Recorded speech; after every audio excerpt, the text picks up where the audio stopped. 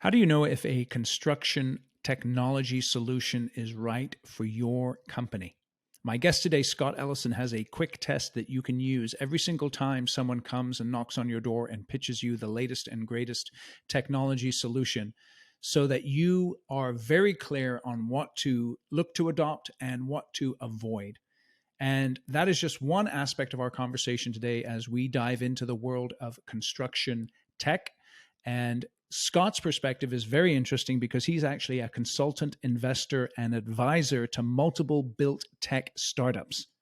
And so he comes from the point of view of looking at the industry, thinking about the particular needs of the industry from a technology perspective, and the solutions that may be able to help us in construction be more efficient, be safer, and build more profitably.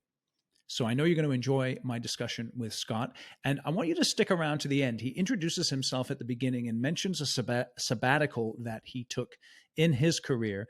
And at the end of our conversation, I get into a little more detail around that sabbatical, and we discuss some of the great places that he visited and some of the activities that he took part in particular, fly fishing for bonefish in saltwater. That's an interesting part of our conversation, so I know you'll enjoy that. Feel free to share this with other people that you think would benefit from the discussion. Thank you for listening to Construction Genius, and enjoy my conversation with Scott. This is Eric Anderton, and you're listening to Construction Genius, a leadership masterclass. Thomas Edison said that genius is 1% inspiration and 99% perspiration. If you're a construction leader, you know all about the perspiration, and this show is all about the 1% inspiration that you can add to your hard work to help you to improve your leadership.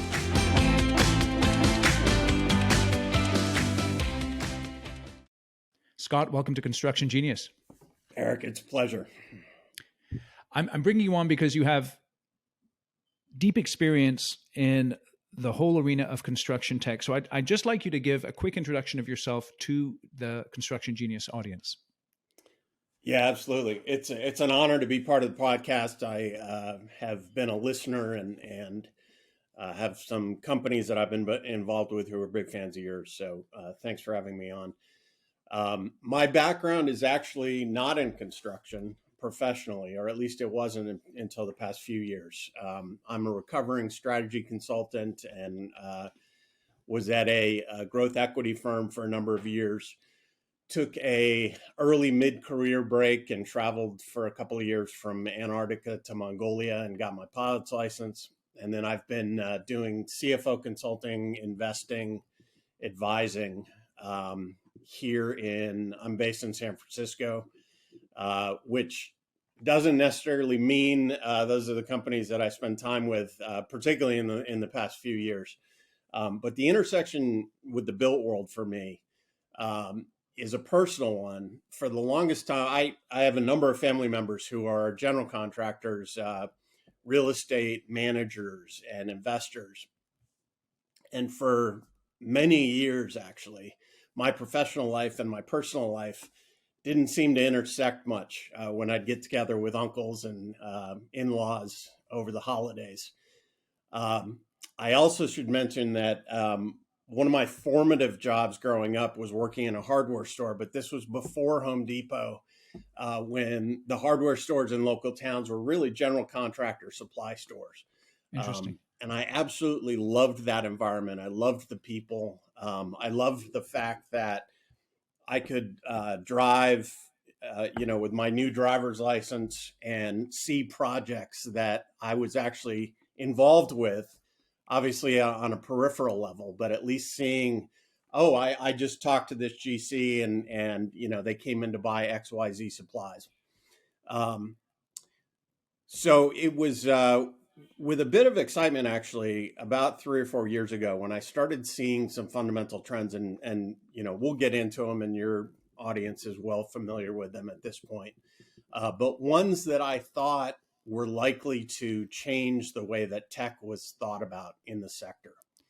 And we can go into detail on that, but that led me to focus almost all my time on what I think of as built tech. So it's where technology intersects the full design, construction, and then building operations continuum. Hmm. But I'd say probably 2/3 of my time I've been spending in construct tech. There's just an enormous amount that can be done, that I think should be done, needs to be done, but needs to be done in such a way that it's not just tech being offered to the sector, but they're tools that can actually be used and in such a way that they make the job of a general contractor or contractors writ large more effective. So let's talk about that a little bit, because I know from the perspective of a construction company owner, I have folks knocking on my door all day with the latest and greatest app or technology or something like that. And number one, there's a sense of overwhelm. There can be a sense of fatigue, a sense of almost numbness when it comes to what should I do to improve my company and put some of these tools in my toolkit. So describe that fatigue as you see it from an outsider's perspective. Yeah, well, it's such a well-known phenomenon that it actually has a name in construct tech: app fatigue, right? Maybe not particularly creative, but describes exactly what you're talking about. And it's a phenomenon that happens in any sector as it starts to ramp up the adoption of new technology. Um, I like to talk about it with a personal anecdote because we lost. I've shared this before, but we had a big tree come down on our property a couple of years ago, Hmm. and so I had to hire a stump grinder to come out and remove the base of it. And when they showed up, it struck me that if they had said, "Scott, we have the greatest cutting edge hammer that's cloud connected and AI enabled and will tell you exactly how to use it as efficiently as possible and connect back into all your financial systems," I would have said, "Guys, you're talking to the right person. I'm really interested in that, but I need this stump out of the ground, Yeah. and that's not going to help me." And I think there's a natural temptation for any founder or any team, executive team in a construct tech company, to get seduced by the technology that they're developing. It's a natural temptation. That's where they're spending all their time. That's why they're excited about doing what they're doing. But ultimately, the only thing that matters is when they go out to the customer, potentially to the job site, are they delivering a tool that makes the workers or the particular company more effective? If they are, then there's a conversation to have. If they're not, then it's a science project. So let's talk about that at the moment. How can I, as a CEO of a construction company, know that when someone is pitching me a tech app or some sort of built tech product or solution, how can I know fairly quickly whether or not that's a fit for me? Oh, I think it's entirely fair to have a 5-minute test. Um, and I, by that, I mean a company, a startup, or the sales representative for the startup early on should be so clear on the ROI, or at least the reason why you should try their technology, that it's obvious in the first 5 minutes. And if it's not, similar to the AI cloud connected hammer, you just say, "Hey, it's fantastic. You seem like this, a smart team and good people, but maybe we're not the best for you right now. Why don't we re-engage in a couple of years?" It's interesting as you look at the tech companies that are focused on the construction industry. I find there tends to be two types. The first type is someone who is from the outside. They have a good understanding of technology. They see the inefficiencies in construction and they try and bring something to the market. Then you have someone who is perhaps from construction and knows some of the pains experientially, but perhaps doesn't have the technical chops to bring to market something that would be useful. In your experience working with these built tech companies, how do you see that dynamic playing out?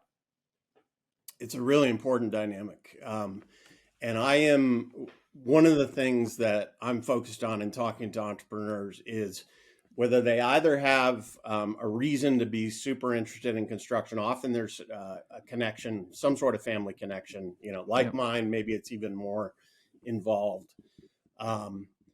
Or, and I can give you examples of that. And then I'll say or because I've most recently had the real privilege actually to get involved with a company that was started by an individual who is an elite Silicon Valley software engineer, 7 years Mm-hmm. at Stripe out of MIT, and would be considered in general, one of the best, Right. regardless of sector. This individual did not necessarily have a connection to construction, but what I tested a lot with him early on in talking was whether he had the empathy muscle and the real interest in what the problem was that he was solving, as opposed to getting back to this question before, but the problem he was solving as opposed to the technology he was developing. And in Adam's case, I think anyone who's talked to him, including his early customers now, would say that he does. But the flip side, I would say, and this is just a generic example, is an individual who has just heard that construction is a $1 trillion industry and it's 20 years behind in terms of tech adoption and thinks, wow, I'm a really smart technologist. This should be easy. That's a pretty good recipe for disaster early on.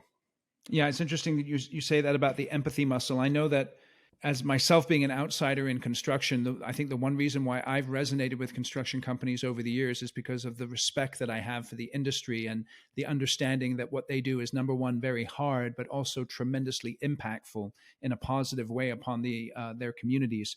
And so I think that's vital, that empathy muscle and that idea of respect for the industry as you're approaching it as an outsider. Yeah, I mean, just to expand on that, I like to remember frequently and remind company CEOs and founders that I'm involved with that humans have been building standalone structures for 10,000 years. I won't even try to pronounce it, but in Turkey, 9,700 years ago. Yeah. We've been putting up skyscrapers for almost 150 years. Yeah. So we figured out how to do it. We know how to build buildings. So unless you're walking in with something that makes that process better, then it'd be natural for whoever you're talking to say, hey, that's great. We already know how to do what we need to do.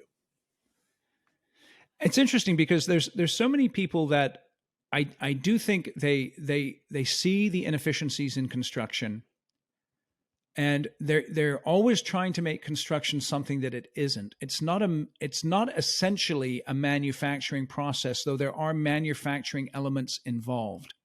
And so, Yep.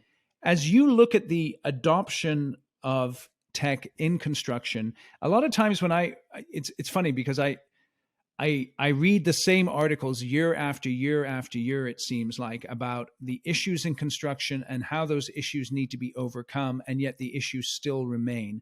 But your conviction is that the adoption of tech and the acceleration of that is going to increase rapidly in the next 10 years. Can you explain why you have that conviction? Yeah, although I would edit your statement a little bit. I don't know how fast it's going to increase. I don't know Thank if you. it's going to be rapidly. Okay. My bet is that the tech adoption curve is going to be steeper in the next 10 years than it was in the last 20. Okay. How much steeper? I don't know. But even if it's just a little bit steeper, there are going to be some interesting companies built because there's so much low-hanging fruit that can truly deliver value along the way. So, if it is rapid and it is a steep adoption curve, then I as someone and any of us who are involved with tech companies in the space are going to be thrilled in a decade, and maybe it will be. But I think we always have to be intellectually honest, say maybe 10 years from now, Scott, the Scott and Eric of 20 2033, we'll be talking about the same dynamics. I mean, it's possible, right? Yep. So then, in terms of the low-hanging fruit, and I do think that is a tremendously important perspective to have when you're looking to adopt tech, is to really hit that low-hanging fruit. In your view, where is some of that low-hanging fruit in terms of tech adoption in the industry at the moment?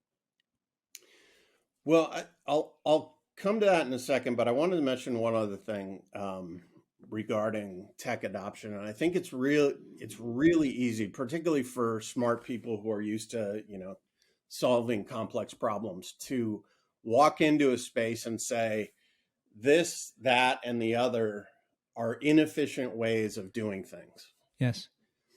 And particularly in Silicon Valley, like putting on my tech investor hat, there's the famous saying by Zuckerberg at Facebook Meta that, you need to move fast and break things and disrupt everything. Mm-hmm. And that's all good. And by definition, as a startup company, you're disrupting something. But I've come to believe that you need to have a respect to disrupt ratio greater than 1 in this sector. That there are some things that can be disrupted. And quite frankly, there are other things that it doesn't really matter if you as an entrepreneur think that there's a better way of doing things.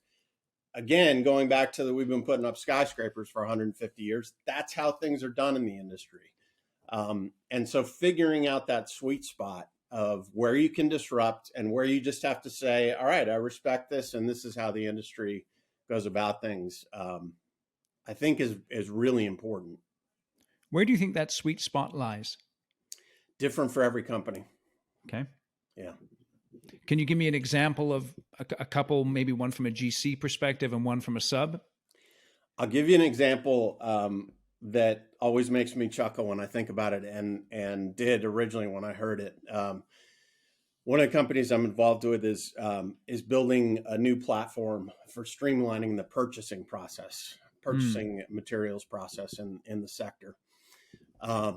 Right now, as many of your listeners know, things are still, believe it or not, done on fax machines, which is just to say the reason they are is because fax machines happen to be really efficient and everyone has one in various construction supply stores, right? So fine, it gets the job done. In the early days of this company's evolution, they were looking at that and saying, this is absolutely ridiculous. Can you believe this industry is still using fax machines?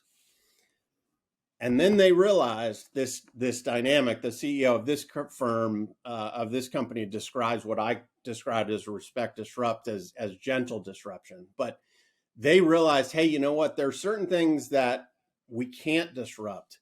And one of them in their case, by the way, was that suppliers gave customers sports tickets. And so, of course, that happens in any industry. It's been happening in construction forever.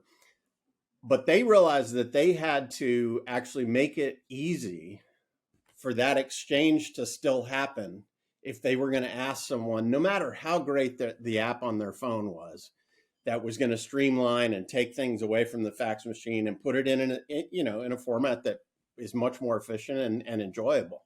But they also realized, hey, there's certain things about this process that we better include, even if we, from a sort of theoretical standpoint, say, boy, that doesn't really make sense. Let me ask it this way. Do you see a time when all of these apps are consolidated under maybe 5 or 6 software platforms that dominate the industry? Do you see it going that way, or will there still be sort of this dispersion that we're seeing at the moment? I don't know, because it certainly could go that way, and a lot of people would predict that. And not to talk my book, but another company I'm really excited about that I've been involved with for a year or so, started by a team who has an incredible tech background. They actually built the intelligence layer inside that runs Alexa now. Uh-huh. before starting this company. And what they're doing now is building,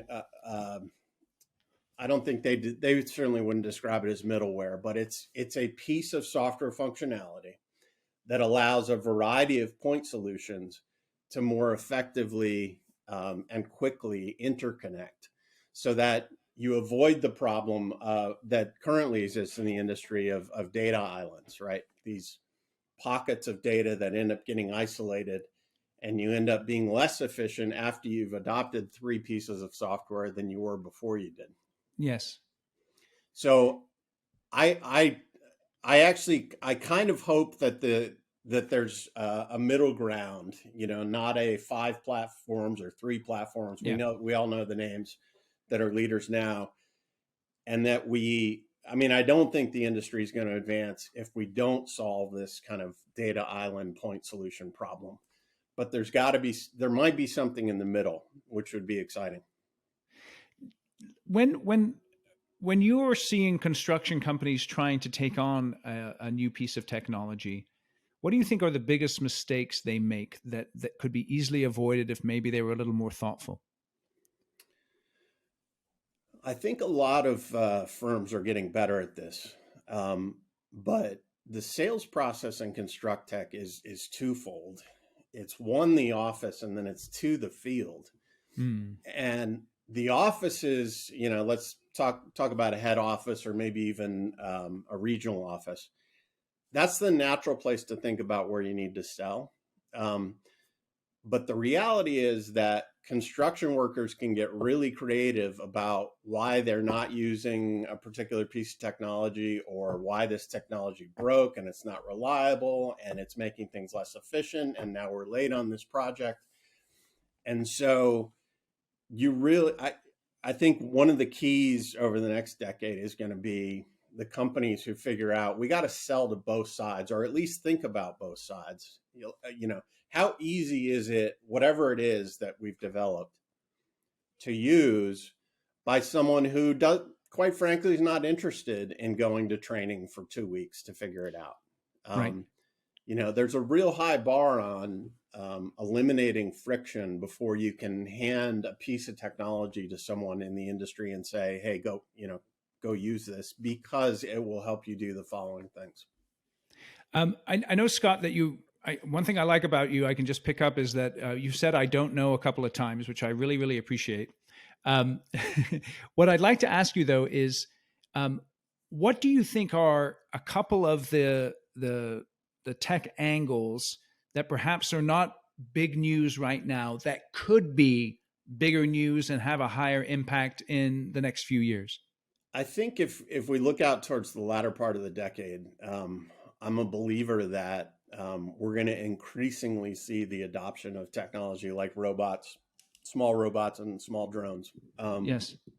And other hardware and other technology that's not going to replace workers. And I know that's the first place that people's mind goes. Yes. And perhaps there'll be some of that. I don't know. But more importantly, I think it's going to help change the job of a construction worker. So I'll give you one example. There's a company, I'm not involved with them, but I am really intrigued, and I know the CEO, intrigued about what they're doing, that's developing a robot to streamline the drywall installation process. So that process, anybody who's ever even put up drywall in their own home knows that the taping and the mudding and the sanding and the process is really messy, right? I mean, these people were wearing masks long before the rest of us were the last couple of years. And what this company has developed is a robot, not that does the job all by itself autonomously, but one that in essence needs a human driver, right? Someone who's there using it, but using it to be more efficient at what they're doing. And in a world that, as we all know, has a huge gap between the number of workers that are needed and the number of workers that we have. That's right. I think part of the excitement over the next decade is going to be to see the job description of a lot of construction jobs start to change in such a way that it's a lot sexier to say you're a robot driver than a, drywall and mud installer. Yep. Yep. I think that's one of the things whenever someone starts complaining about, the replacing of workers through technology, I just think, dude, we've been talking about the worker shortage in construction since I can remember. So that is not something that should be an issue. We should be pushing against that because there's plenty of opportunity for people in the industry, even if there is a wholesale tech adoption, just because of the nature of construction. It's not going to take away people. It's going to be like you described, where you have people who are more efficient because they're using these tools that are being brought to the market. Yeah, I mean, I like to think about what are the tools, what are the new types of tools that have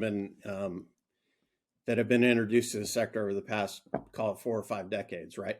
Yep. Battery powered equipment, Yep. power saws in some cases, right? At each point, you could have said, "Boy, you know what? That's so efficient. It's going to take someone's job." And perhaps it did in some cases, but in many more cases, it just made things more efficient and actually a more enjoyable work environment.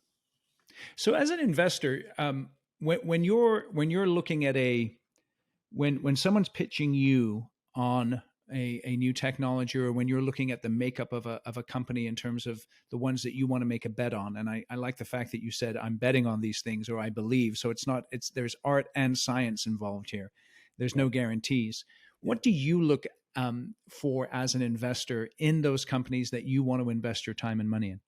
So I think there's just a fundamental sort of level of skill related to whatever this company is developing, software or hardware. That's relatively easy to test for.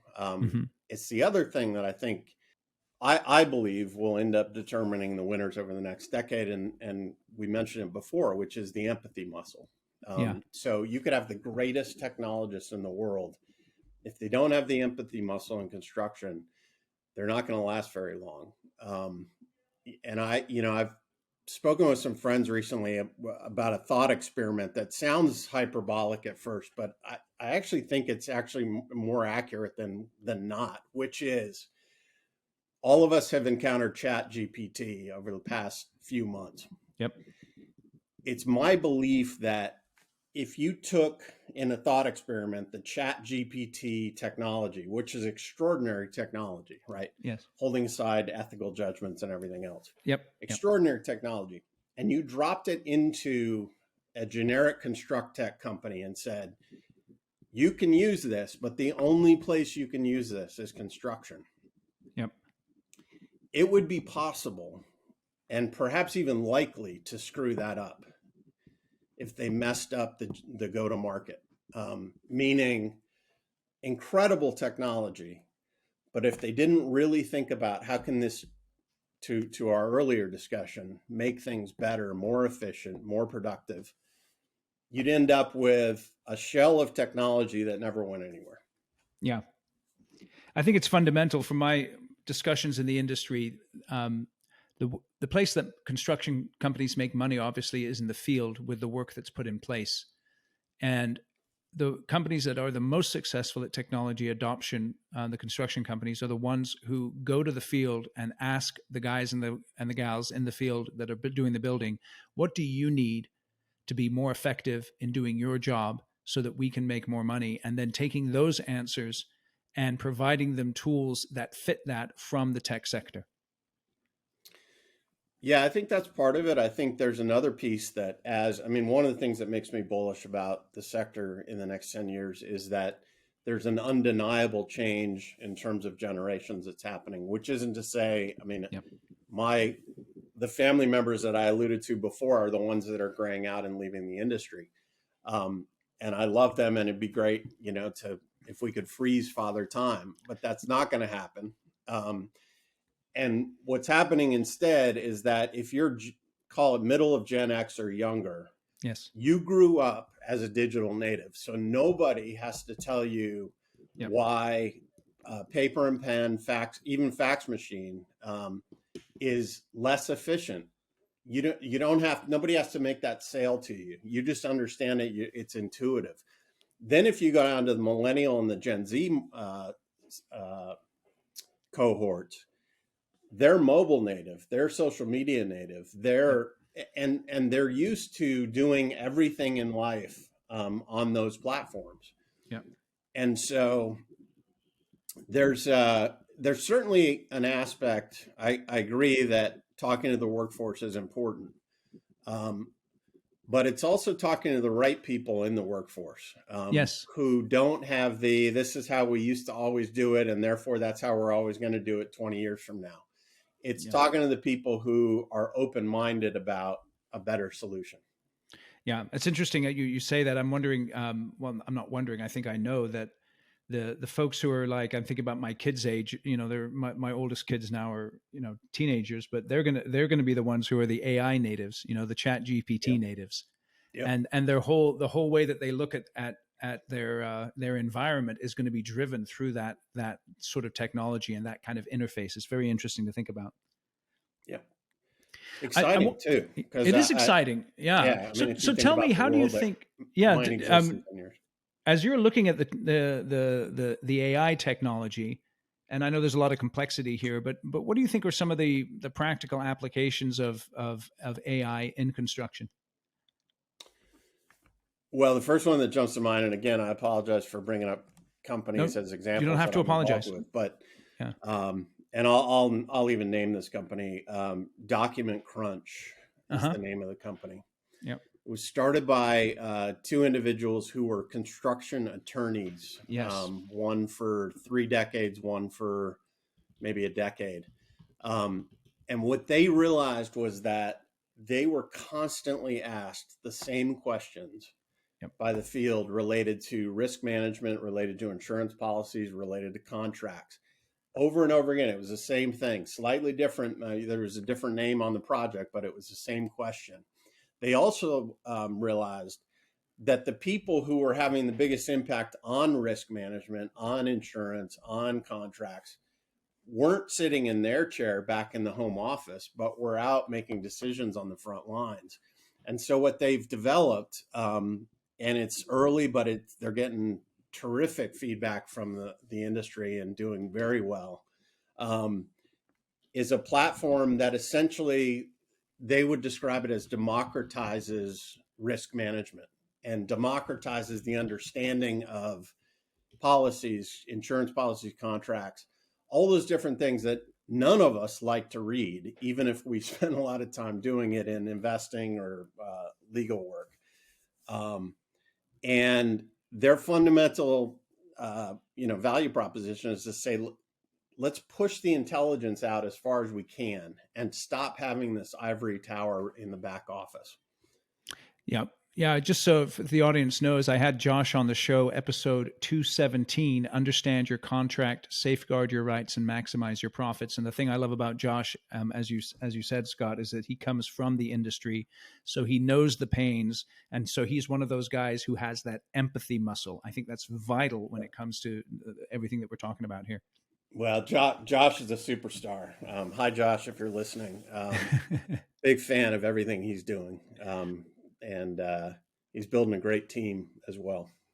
Now, I want to take you back to earlier in the interview. You mentioned something I thought was pretty interesting, is that you took a sabbatical out and you traveled from Antarctica to Mongolia.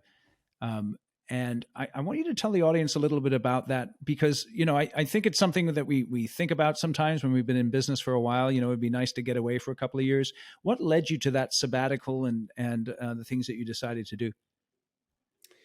Yeah, so I had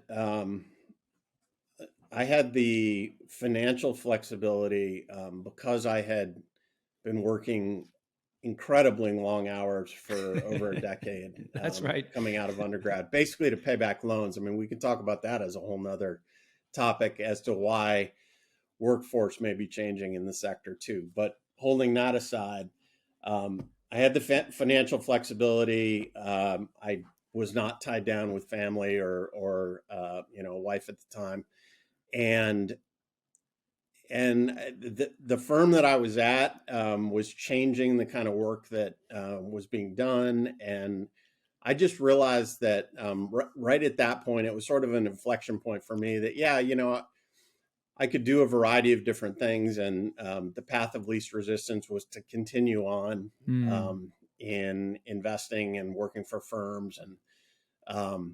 But thankfully, I had a couple of folks that I had conversations with. I said, "Hey, I've got this wild idea that I'm thinking about doing," and both of them had 25 years plus on me at the time, and they said, if I ever had the chance to do it, I would have done that in a heartbeat. And quite frankly, I don't know too many people that would not do it.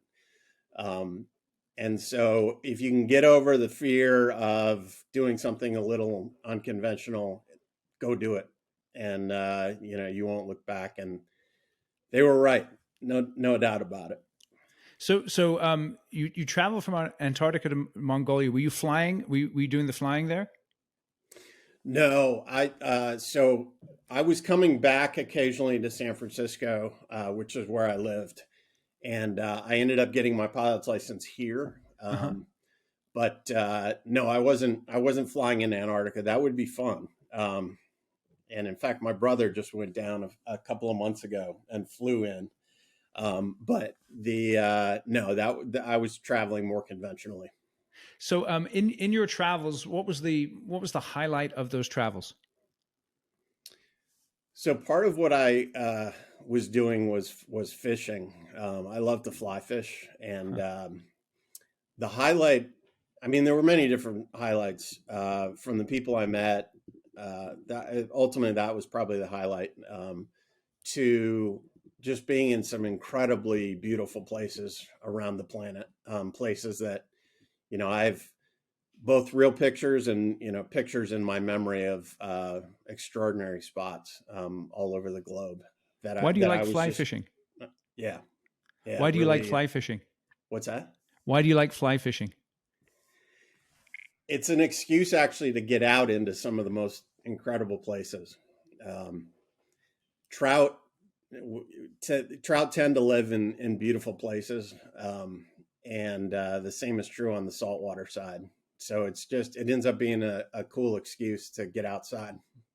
That's great. And so saltwater fly fishing, I didn't know that was such a thing. Educate me a little bit here. Yeah, there's a number of different species that you can go after. One of the best known is called a bonefish that looks like they can get to 20 pounds, typically more in the 3 to 10 pound range. And when you pull them out of the water after you've caught them, looks like someone took a bunch of pieces of a mirror and stuck it together as their scales. Just an extraordinary fish. But what makes it really fun is that you have to cast a long way, usually in windy conditions. So there's a challenge to that. And then when the fish hits, they end up swimming so fast that it's akin to lassoing a motorcycle at a red light. And all of a sudden the light changes and all hell breaks loose. And it's a good time. That's awesome. That's awesome. What's the one place in all of your travels that you would recommend that someone goes to? I ask the tough questions. Yeah, well, only because there's so many. I know. There's controversy about traveling to Antarctica because of global warming and the fact that if you participate in going down there and it's not as a science project, then you're arguably contributing to issues there. But I think without question, when people ask me the most extraordinary place I've ever been, it's that. It's not even a second thought. And why is that?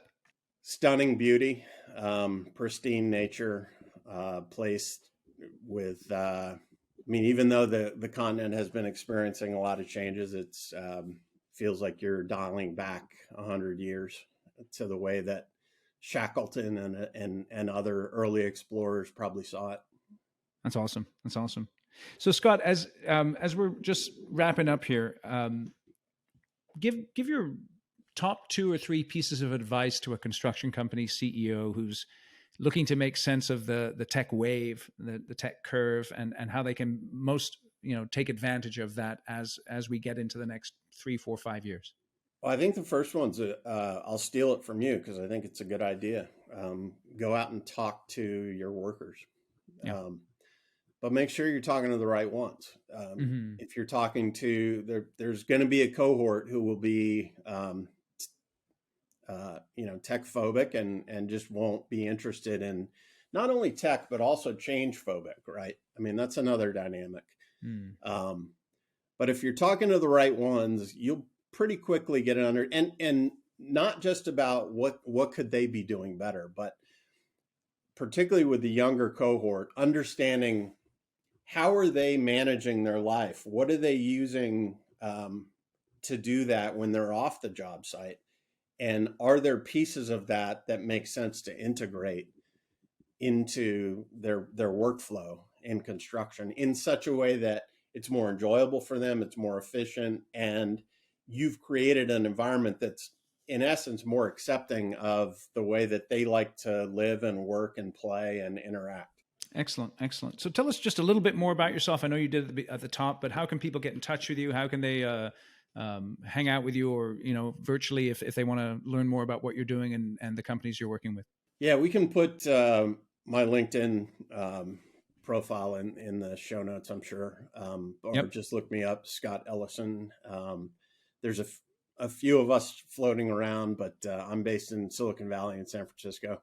That's great, Scott. And, yeah, you'll see some of the companies that I've been fortunate to be involved with. And I always love to chop it up around built tech. So feel free to reach out. That's great. That's great. We'll put the link in the show notes there. And I'm just looking at the companies you're working with. I can see a couple of those that I'm familiar with. So I'm glad that you're working with such high-end folks. I really appreciate you joining us here today, Scott. Thank you for your insights, and I do wish you the best. Well, thank you, Eric. Thank you for doing the podcast. Thank you for sharing the insights that you do, and for keeping an important conversation going. Yep. Awesome. It's my privilege. Thanks a lot. All right. Hey, this is Eric. Thank you for listening to my interview with Scott. And make sure that you go onto LinkedIn and check out where Scott is, connect with him there. And I'll put that link in the show notes. Just before you bounce away, I want to give you a quick reminder. One of the biggest challenges that construction leaders have is when they move into a new position. Let's say you've got a senior project manager who is technically very sound. You can put him or her on one of your most difficult projects and they'll just knock it out of the park. And then you look at that person and an opportunity for them to move into senior leadership happens and they shift up into that senior leadership role. But now they're no longer project focused, but they're focused on building a team of people. That's a very difficult transition to make, particularly if someone has an engineering mindset. So how can you help them make that transition? One of the ways is by getting them an executive coach, someone like myself who has been working with construction executives for 20 years, who knows the difficulties of making that shift and has worked with many construction executives to successfully succeed. That's pretty good, right? Successfully succeed in a leadership role. So if you're interested in getting some executive coaching for some of your high-performing leaders who may be having a struggle in making that shift from building projects to building people, go to my website, constructiongenius.com. Go to the Contact Me page, fill in your details then. That'll come to my inbox and I'll respond to you within 24 hours. And we can have a very short conversation about if or how I can help. And we'll figure out if there's something I can do to help your leaders to be more successful. So thanks again for listening to Construction Genius. Make sure you click on the link in the show notes to contact me if there's a need for an outside construction executive coach. And I'll catch you on the next episode.